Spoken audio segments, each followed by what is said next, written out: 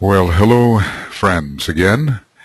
We are at the beginning of Esoteric Astrology Adventure, number 83.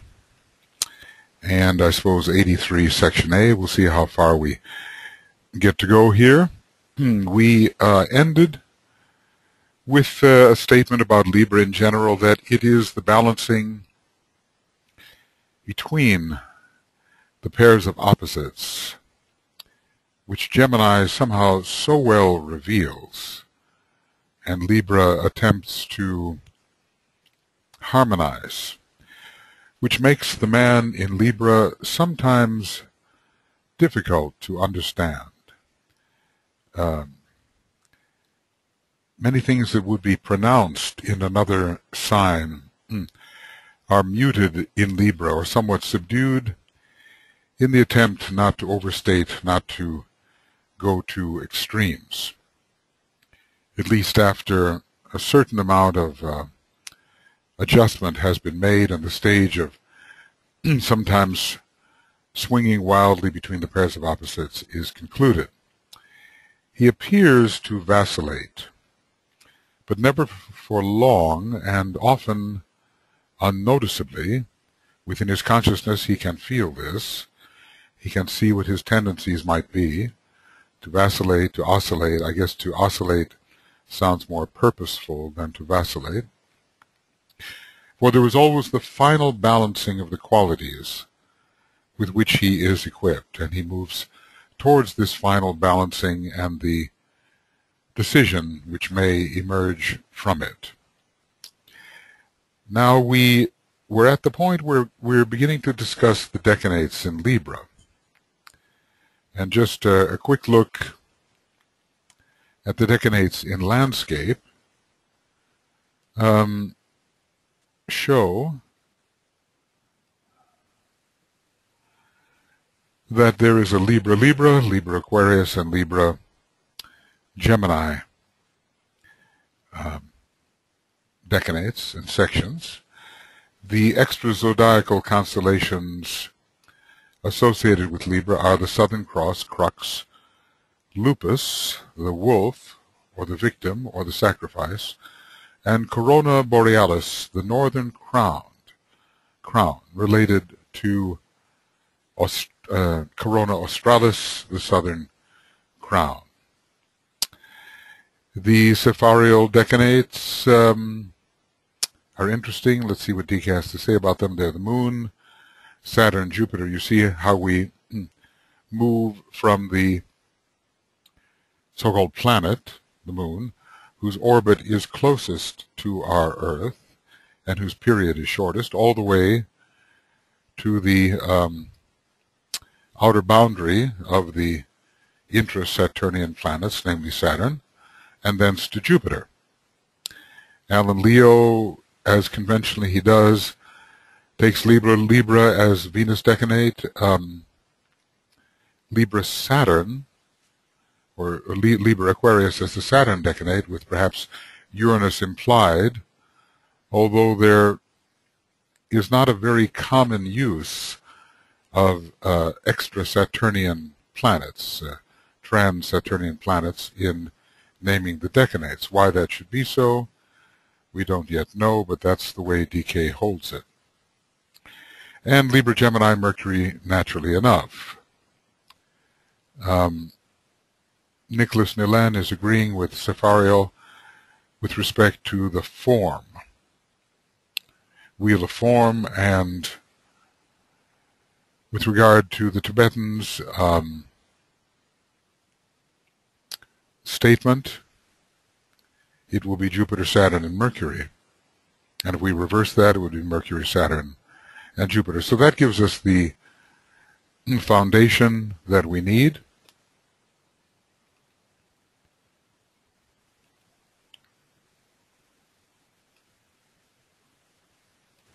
Okay, so let us see now then what the Tibetan says with that little bit of background that we have.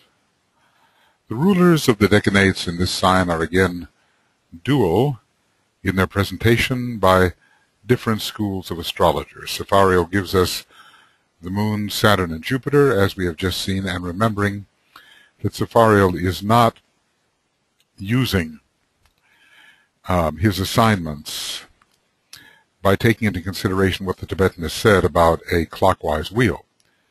For Sepharial, the first decanate is conventionally 0 to 10, the second 10 to 20, the third 20 to 30.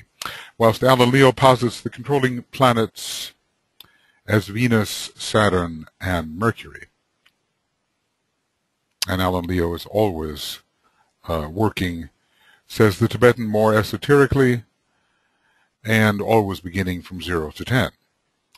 In this case, as in some others, the truth lies between the two, or in a combination of both. The true rulers of the decanates are Jupiter, Saturn, and Mercury. Now, this is interesting. If we take a look here at the, let's see, this is the wheel that Nicholas Nelen has created, make it a little bigger. And we see that whereas we would expect Mars to be the ruler of the first decanate in Aries, the Tibetan posits Jupiter and also Venus, whereas we would expect Venus to be the ruler of the first decanate of Libra. Tibetan posits Jupiter. So as we begin both hemicycles, the first 180 degrees, the very first decanate is Jupiter, and as we begin the second 180 degrees, the first decanate in Libra is also Jupiter. With Venus perhaps emerging in a stronger position in the Aries position, where the soul, the sun of mind,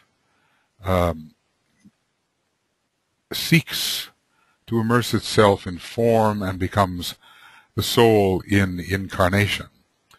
So this is coming forth from the plane of mind and entering the lower domain by plunging into matter with Aries. With Jupiter as the ruler of the first decanate of Libra, there's going to be a different meaning.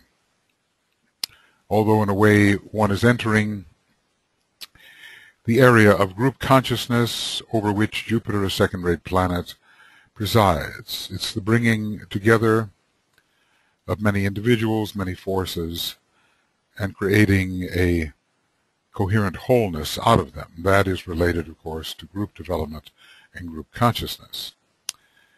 So the truth is lying somewhere between or in the combination of the two, he tells us.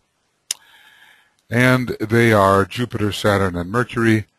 I think we recognize that for Sepharial, we do have Saturn in the middle decanate. For Alan Leo, we also have Saturn in the middle decanate. So the Aquarian decanate is considered to be ruled by Saturn by both schools of thought. Mercury correlates well with the Geminian subdecanate of Libra, and so that goes with Alan Leo.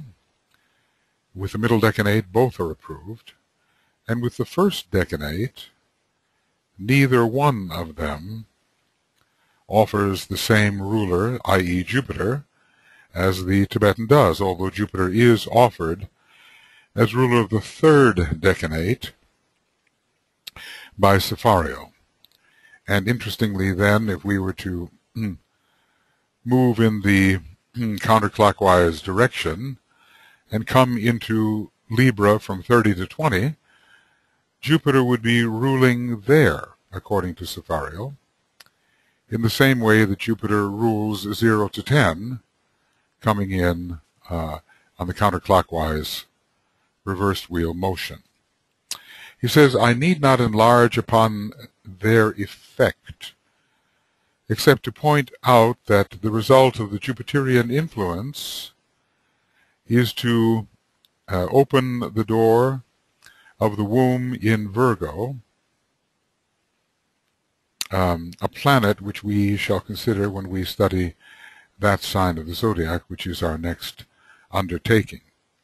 Open the door of the womb in Virgo, for the reception perhaps of the germ of the Christ life, which has emerged under stress in the survival mode assumed by the individual in Scorpio and has been given valuation in Libra. Now this means that as we begin to move backwards through the signs, let me get this into a slightly better condition.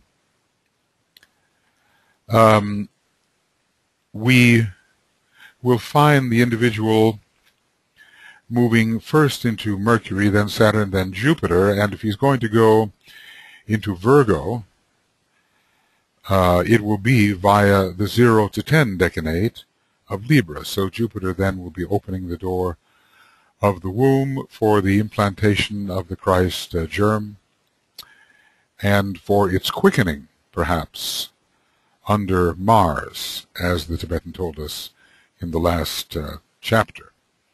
You see how I've tried to do this, moving from 30 to 20, 20 to 10, 0 to 10, and ending up with sort of a green result, signifying the emergence into fuller personality.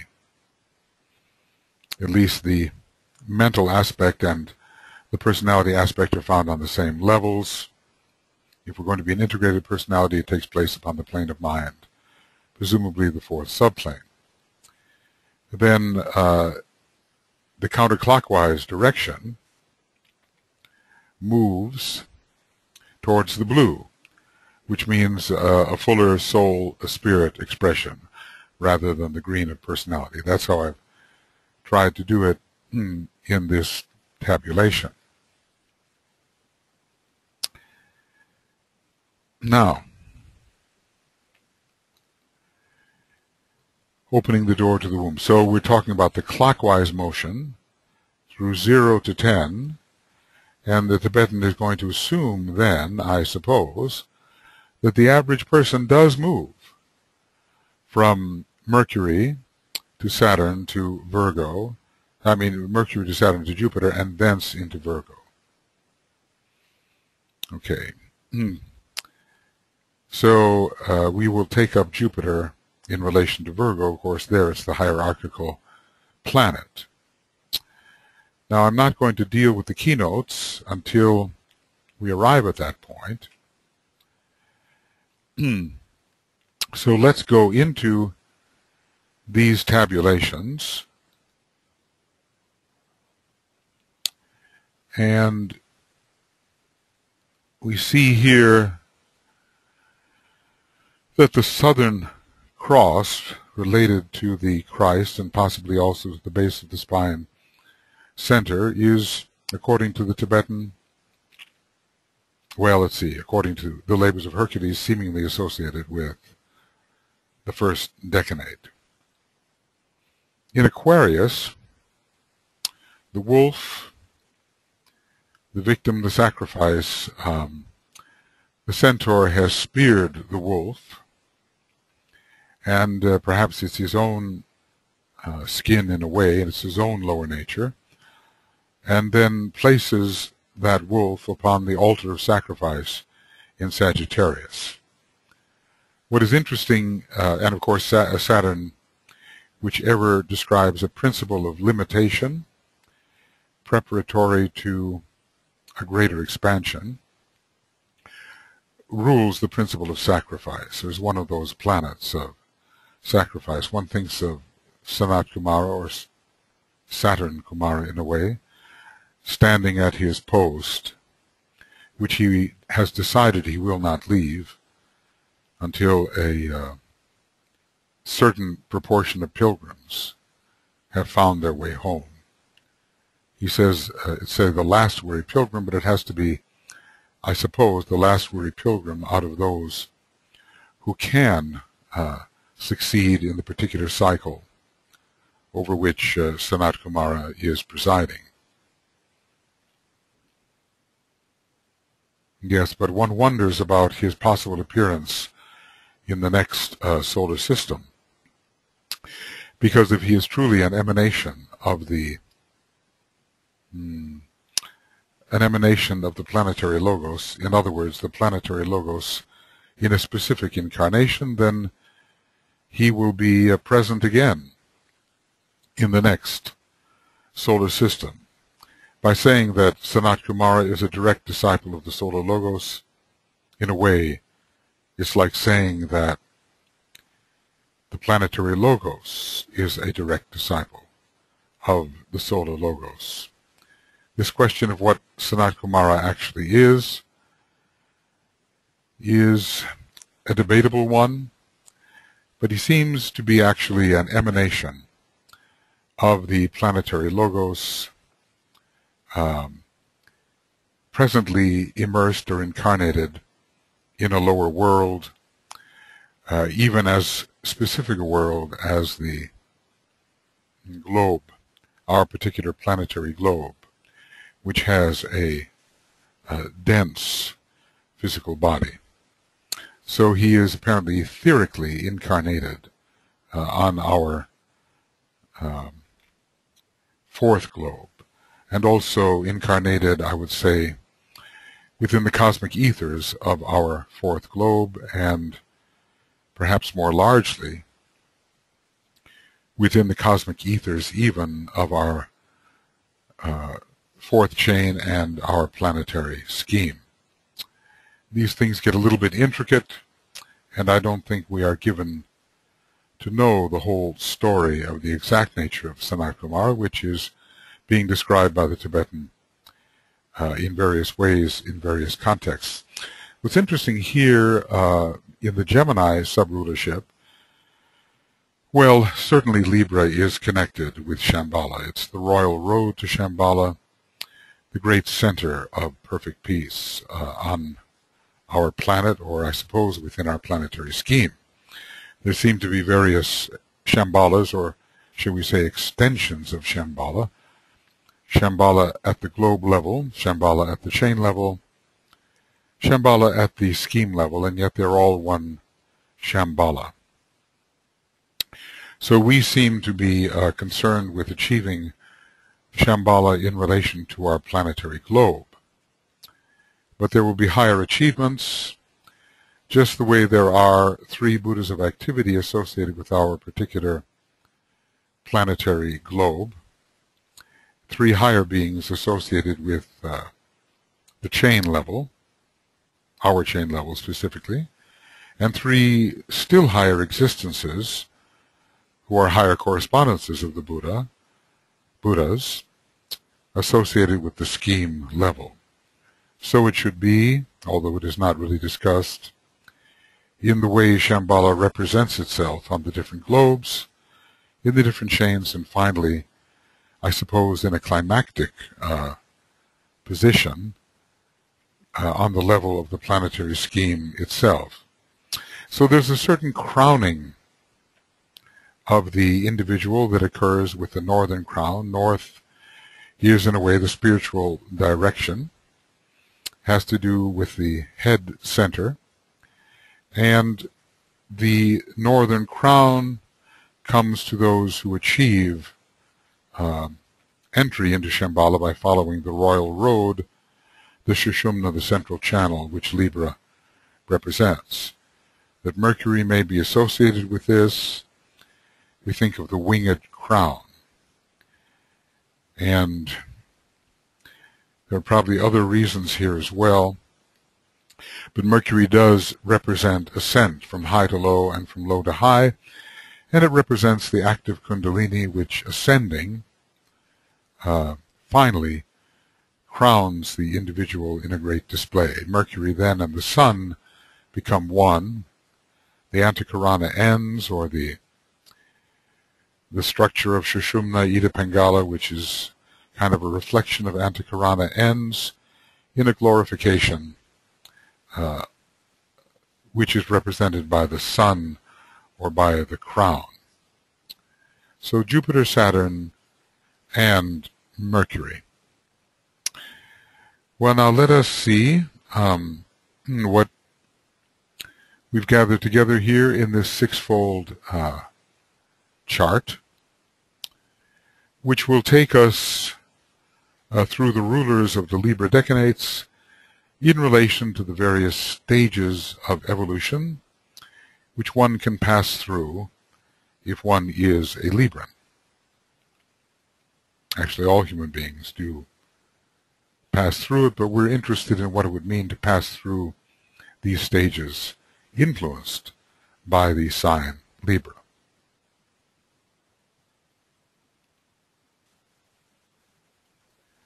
Well, we will accept, as we must, the Tibetan's analysis of the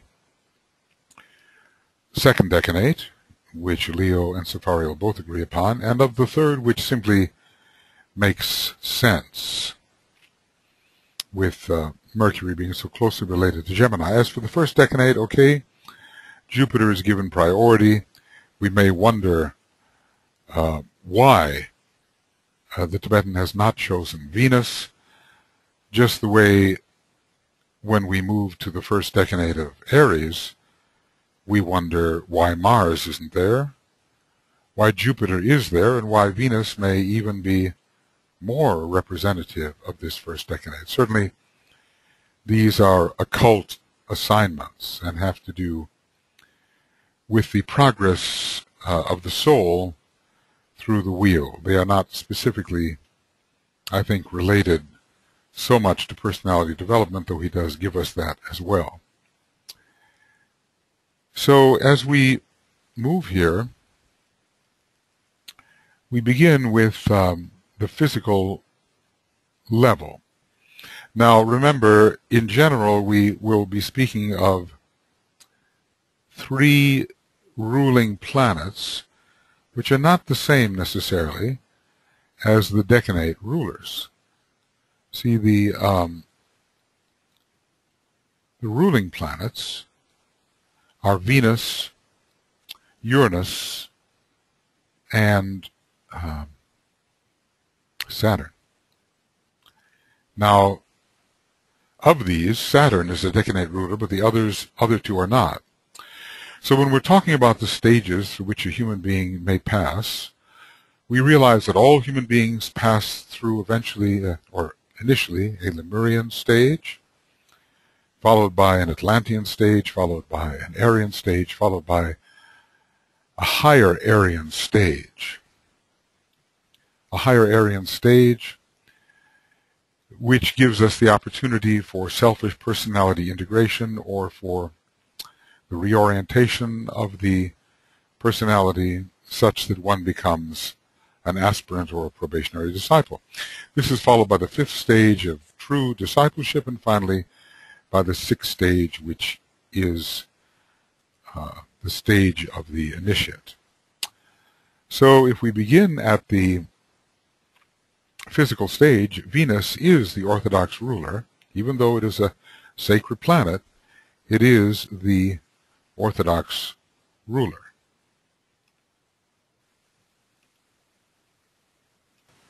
Okay, so we are working here in the physical area. Venus is the ruler, and it is a period of development which is generically ruled by Mars, by the instinctual nature, by the 3 centers below the diaphragm, and especially by the sacral center and perhaps the base of the spine center.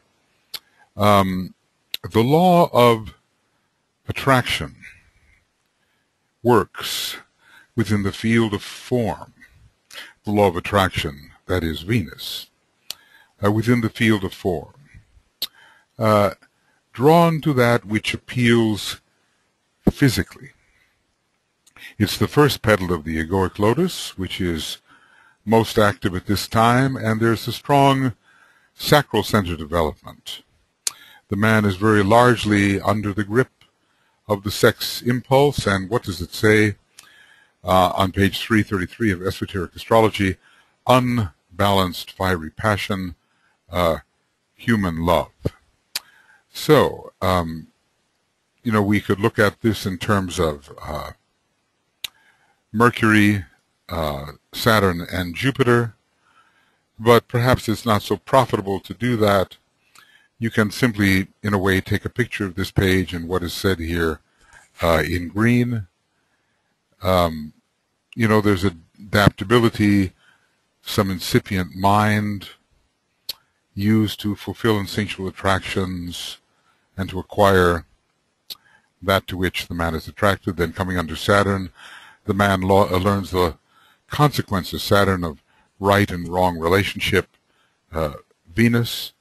So the instinctual nature is involved here.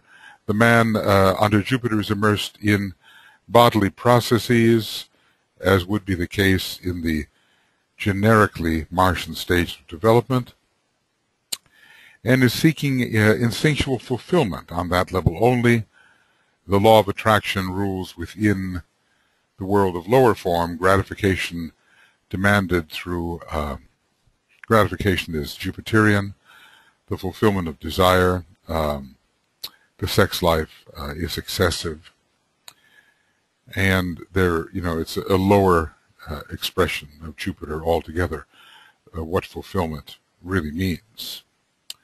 Then we go on to the next stage, which is still under the Orthodox ruler, of course. We're dealing more or less with the second petal of the egoic lotus here.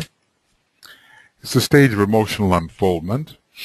It's still, in a way, a Martian stage of unfoldment. It's the lower personality, and Mars rules every vehicle in the lower personality. And now, from one perspective, Sepharial can be looked at as correct because the first, or physical phase, if we is ruled by the moon.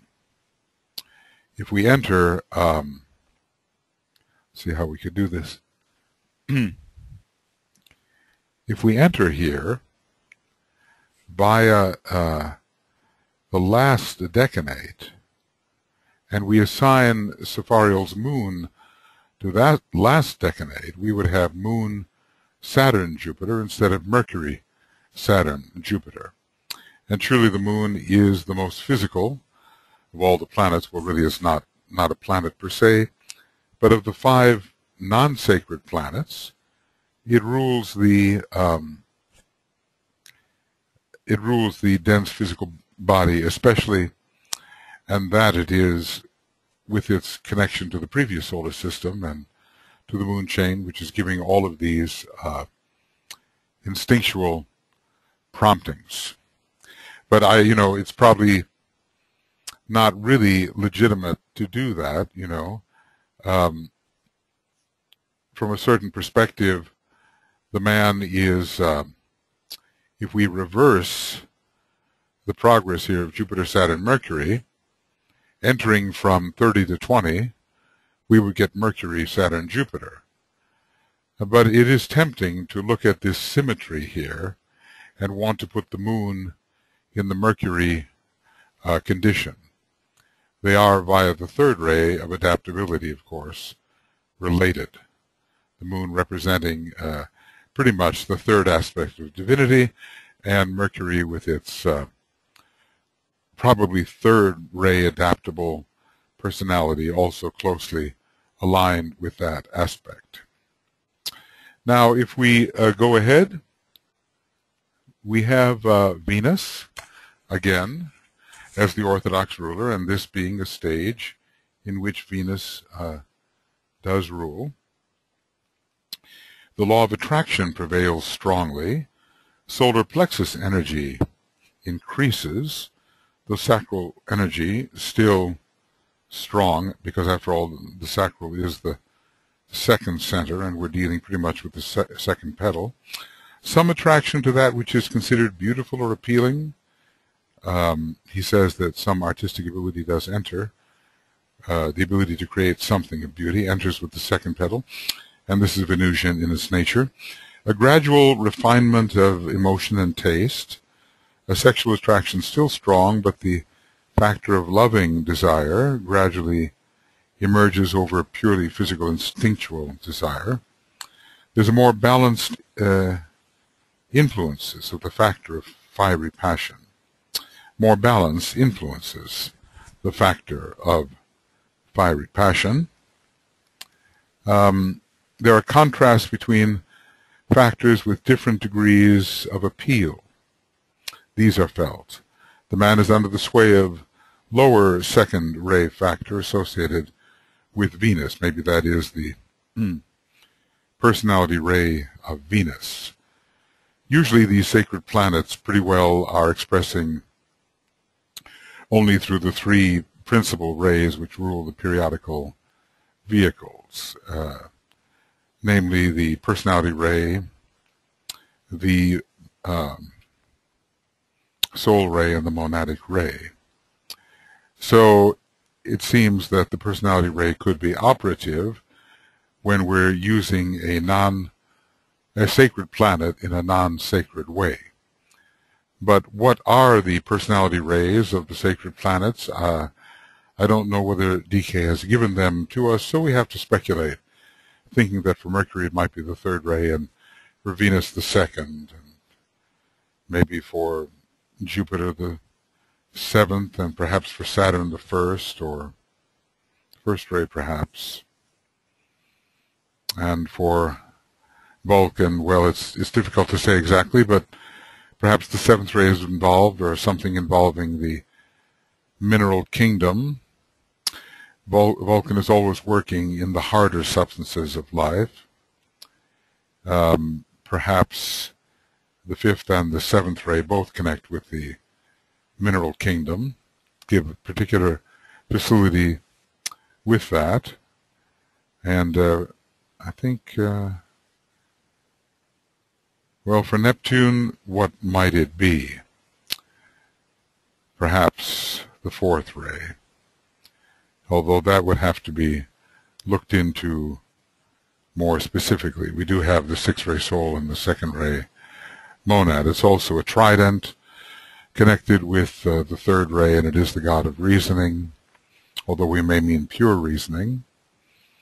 When it comes to Uranus, it's either the third ray, or some have speculated the fifth ray. These are speculations about the personality rays of the various sacred planets. When it comes to non-sacred planets, I think we are given the personality rays because that's how they are principally functioning. A planet like the Earth, even which is said to be inwardly sacred, is given the third ray personality, even though its inner soul ray is the second ray. So, you know, again, we're looking at that, we're looking at a reversal of the normal situation. Instead of Jupiter, Saturn, Mercury, we're having Mercury, Saturn, Jupiter, and so there, let's see, we can go a little farther. The man is more intelligent under Mercury about fulfilling his desires, and he calculates how to achieve emotional gratification. He uses cunning to unite with that which attracts him. There we see the third ray of Mercury at work. Or if we're under Saturn, the man begins to choose and discriminate. Saturn, among his attractions, he restricts his relationships to that which truly appeals to him and not simply the gratification of instinctual desire. And under Jupiter, the man indulges. There's a good Jupiterian word. The man indulges in that to which he is most attracted and wants more and more of it. That's Jupiter.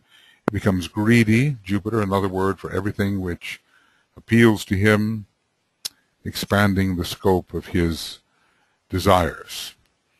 I still have in my mind why the Tibetan did not use Venus for this 0 to 10 decanate, but I don't think that's going to be immediately and quickly answered.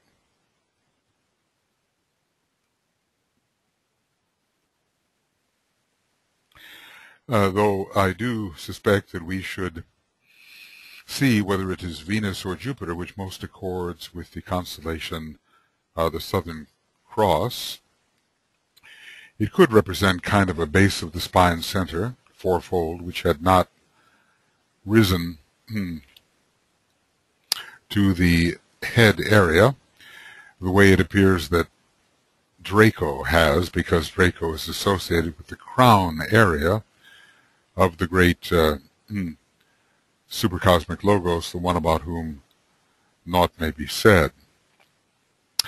We have to examine people who we know and see if in this first decanate of Libra they are more Jupiterian or Venusian. I have a feeling that the Alan Leo designations, which are based, I think, on the old Hindu system, always apply, so that there will always be a Venusian quality in the Libra sub-Libra decanate, but we have to see to what extent Jupiter is more esoterically added. Both Jupiter and Venus are closely identified with the Christ energy, maybe in a way Venus even more, at least in terms of the way humanity experiences the Christ. But Jupiter, of course, represents the heart center and the second ray, and the great beneficence which the Christ brings. When it comes to lupus, well, there's Saturn and sacrifice.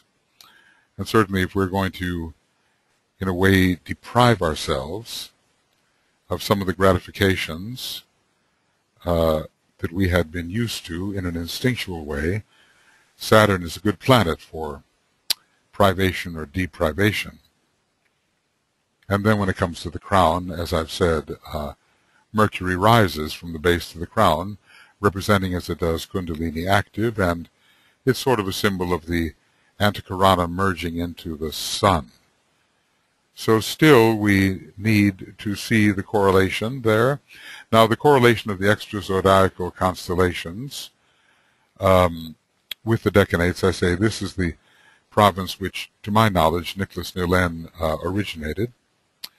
Maybe Alice Bailey hinted at it in the order in which she gave the constellations, but they don't always seem exact, and one still has to think carefully about which of the constellations correlates more with the particular decanates of the sign, considering them, of course, as they would operate in a counterclockwise or reversed wheel manner. When it comes to the mental or lower personal stage, which are closely related because, as stated, the integration of the personality is taking place pretty well on the fourth subplane of the mental plane, and it is there that, in a way, we can think of Mercury with its fourth ray as ruling, sort of a higher and harmonizing aspect of the lower mental plane, but still, in a way, mentally selfish. And we're still very much under the general Venus or orthodox ruler influence.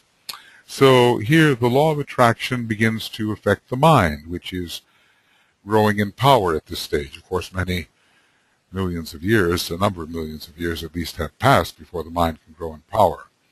Mercury is very much the concrete mind in one of its levels of interpretation. The man is attracted to that which interests him mentally. One of the great authors has said that love and interest, or interest and love, are basically the same thing. There's kind of an equivalence there between Venus and love and Mercury and love. Both are planets of interest. There is a movement towards the ability to evaluate and to choose that which is of greater value, to see the merits of something mentally. We're probably somewhat dealing here with the third petal of the egoic lotus, which, if we consider the outer petals to be ruled by earth signs, then this is kind of a Mercury petal related to Virgo. We would begin with Capricorn, move to Taurus, and then thence to Virgo. So Mercury fits here. The factor of indecision may enter, and a somewhat static equilibrium later to be disrupted. The fifth ray potentials of Venus are consciously emerging. The process of weighing and balancing is beginning at this general stage. This is done in a human way and not in a desirous way. This is called, on page 333, the weighing of the opposites. This is improved judgment, some elevation of sacral energy to the throat center, contributing to the growth of intelligence. Okay. Now, if we go back and take a quick look at what this can mean in the general Mercury, Moon, Saturn, Jupiter clockwise movement, the mind becomes increasingly intelligent. The man evaluates more skillfully. I guess maybe one shouldn't say skillfully, maybe not yet, let's just say more skillfully. Then under Saturn, the man's capacity for mental judgment increases. He weighs the consequences, and that's a Saturnian word, of his actions. Saturn is generally the planet of, what shall we say, look before you leap. See what you're about to get into. Stop. Pause. Assess. In this sense, Saturn looks to the future, perhaps based upon the lessons of the past. And then under Jupiter, for the 10 to 0 section, the man expands his interests, the mind expands and moves to possess that which he thinks is valuable or beautiful. He learns to appreciate with his mind. And this, of course, is also a somewhat Venusian idea, the idea of appreciation.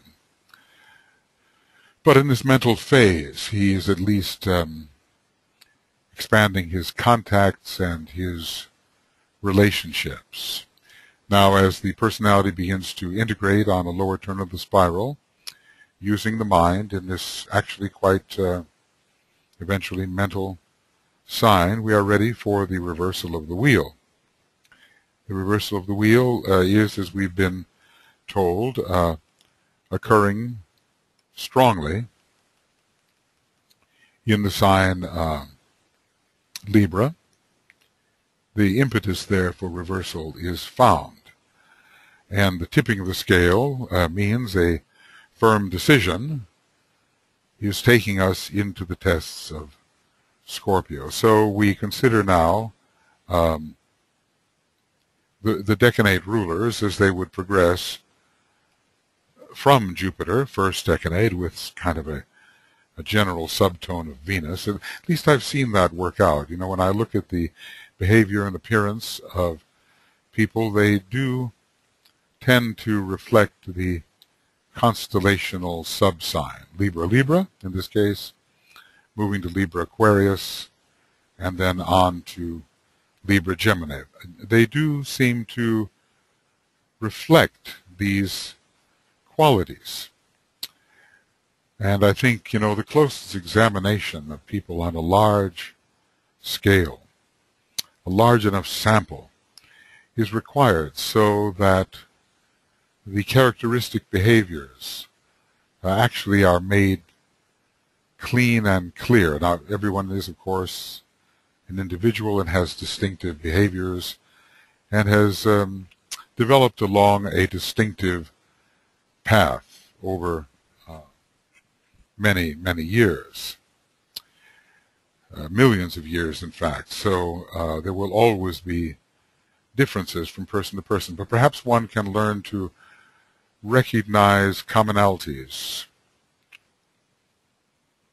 Perhaps one can learn to recognize factors that stand out as sort of in common denominators. A great experience with humanity is required. So now we are reaching an aspirational phase. It's the higher personal phase, the integrating phase. Now, the personality is really coming together. It may be selfish at first, coming together in a selfish way, and eventually, if that proves futile, it will become aspirational. and one will begin to become the aspirant. We're talking then, in general, with this reversal, about fifth petal development. So we're still, in a way, that higher person, but we're gradually becoming advanced man. So we're still under Venus in a sense, which is the orthodox ruler. In a sense, we're on the we're beginning to approach the later stages of the mutable cross. Under Venus, there is a harmonizing and integrating of the personal life, and this is called devotion and aspiration. Enter. The beginning of attraction to a higher power, which Venus can always represent, and for the advancing man, which Uranus can begin to represent. This is represented by Venus, the planet of the solar angel. The pairs of opposites, soul and personality, are gradually recognized, as they must be during the experience of the love petals in general, though true balance between them does not yet exist. Intelligence continues to increase as sacral energy, conditioned partially by Uranus. We're given that Uranus is the ruler of sacral energy, is raised to the throat center, with which Libra should have a lot to do, because constellation that brings through the third ray. The third ray is increased. The value of the individual, while in relationship, emerges under Uranus. It's not just the traditional instinctual way of relating, but relating as individuals, and Uranus is always, since it relates to the, finally to the highest archetype, is bringing through the reflection of that archetype as individuality. So Uranus is beginning to make its presence felt. This is preparation for the first reversal of the wheel. It is perhaps a reversing of the wheel. Let's just say here, in fact, a reversing of the wheel is occurring at the later part of this stage, and Uranus ruling the advanced man in Libra is making itself felt. Now also we can find, as a result, aberrations, maybe there are two, aberrations in relationship. Let's see, how is that word spelled? Aberrations in relationship are found here. Entering into new social contracts,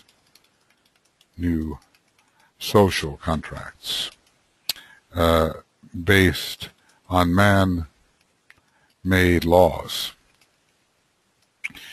which, should we say, promoted by the requirement that individuality, IND, be preserved. So I think I did not emphasize here enough that Uranus will be coming in. I think if we look here at esoteric psychology, esoteric astrology, and we go to page 333, we will see that, or even up to 332 here, the advanced man is coming in here. And the advanced man should be found in the fifth petal processes of the egoic lotus, which are occurring with the reversing wheel. So integration and reorientation of the individual, these are occurring, and I think Uranus should be included here as the esoteric ruler. The esoteric ruler perhaps is sensed more than actually utilized. The true probationary disciple is beginning to utilize this esoteric ruler, and the disciple definitely does. I mean, these are different tabulations which we are trying to line up. They don't line up exactly, because the advanced man, although involved in fifth petal processes, has not necessarily reversed the wheel in the sense that he is responding to the soul. And yet, a truly integrated and skillful personality is the result of soul attention. So we're in a general fifth petal area here, I think, but the fullness of the petal is not achieved, nor are we necessarily yet, well, we're not the initiative of the first degree. Toward the end of the petal, we are on the path, and then when we're on the path, at least in a probationary sense, we would have to consider what the esoteric ruler could tell us. DK warns us against applying esoteric rulers too early to those for whom they cannot mean anything, those who cannot really receive this energy. We have to be careful about making all things given apply to all levels. This is where I sometimes have my reservations about whether we should be using hierarchical rulers in a practical way to represent the mentality, esoteric rulers to represent the emotionality, and then, of course, orthodox rulers simply the physicality. It's an interesting system. The question is, does it really bear out in how people actually behave? That is the question. Okay.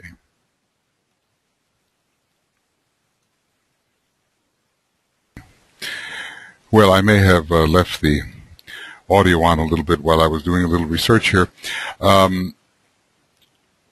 Let's take a look here at the forward movement, the counterclockwise movement.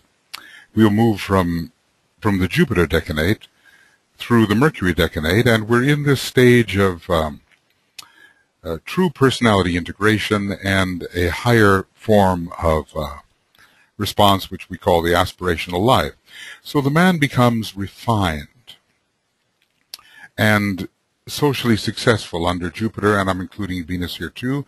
He is able to manage groups of individuals, here's the group consciousness, and to promote a cooperative attitude.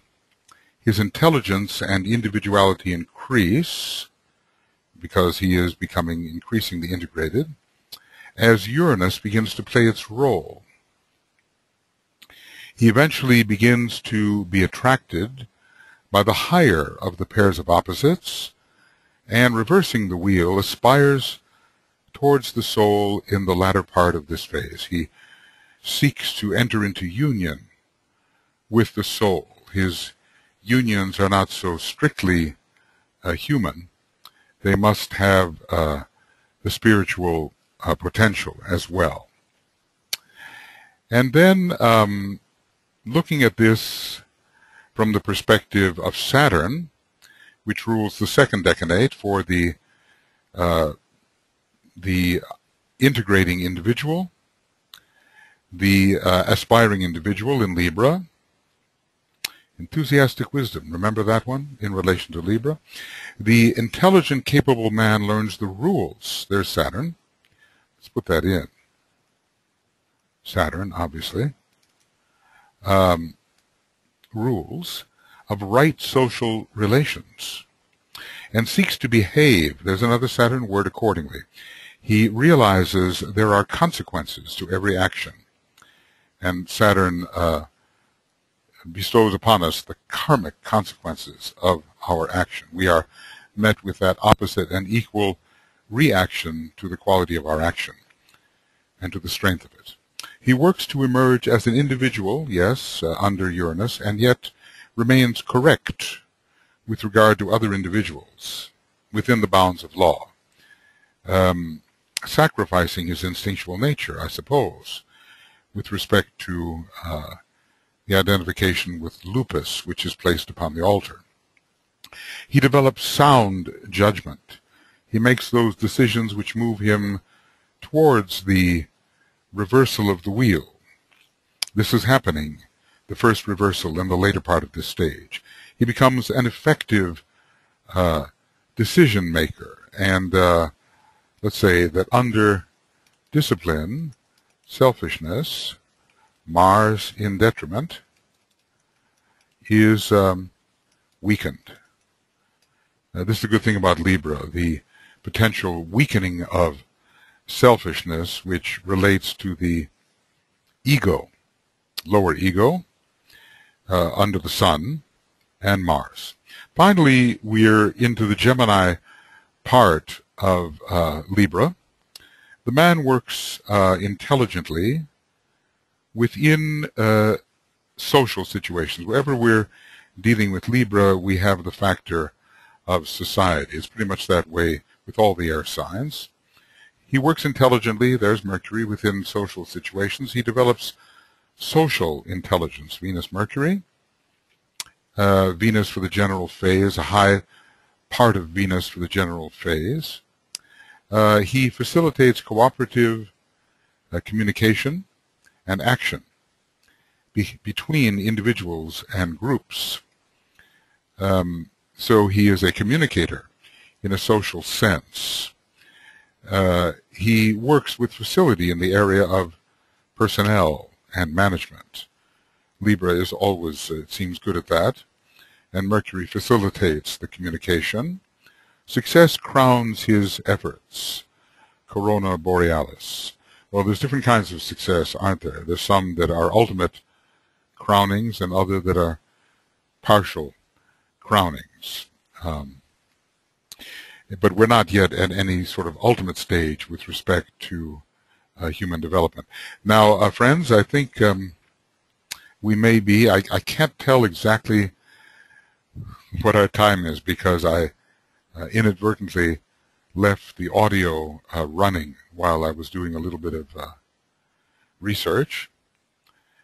And so there was a big gap, and I'm not sure how long it lasted. So, but I think we are somewhat at the end here of Esoteric Astrology Adventure 83A and moving into 83B. I'll give it about, I'll say that it was about 8 or 9 minutes, my little interlude here. Many things to manage simultaneously.